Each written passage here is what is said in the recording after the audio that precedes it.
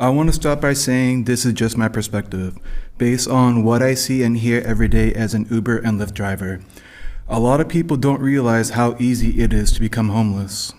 We pass homeless people every day at traffic lights, sleeping in cars, outside grocery stores with signs that say, "We'll work for food," and yet somehow we've stopped really seeing them.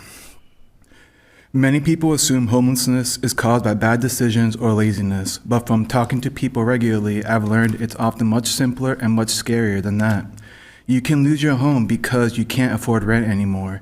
You might get kicked out of your parents' house. You might go through a divorce. You might get hit with a massive hospital bill. I didn't even know hospitals could take someone's house as collateral until someone told me it happened to them. And even when people try to get help, it's not simple. Shelters are often full. There are limited beds available. You could lose your home today and still be turned away tonight because there is nowhere to put you. In February of last year, I heard a story that really stuck with me.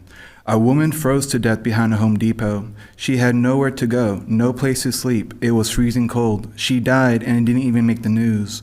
I only heard about it from someone I picked up the next day who worked there.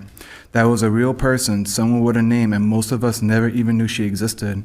People often wonder why addiction is so common among the homeless. I think part of the answer is easier than we want to admit.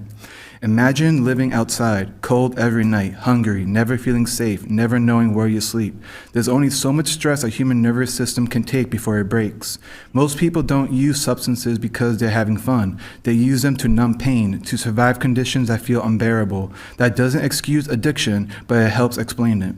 Our brains are wired to avoid suffering. When someone lives in constant danger and discomfort, substances can become a coping mechanism, even when that coping mechanism causes more harm in the long run. The real issue is systemic. Rent is out of control, and wages haven't kept up.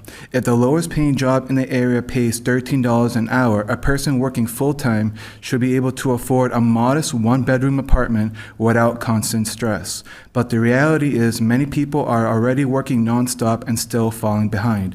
People aren't poor because they're lazy, they're exhausted. I often tell my passengers that we spend more time at our jobs than with our family, friends, or loved ones, and that being human feels more shaped around paying our bills on time than around connection or actually living. Thank you. Thank you. Thank you for sharing.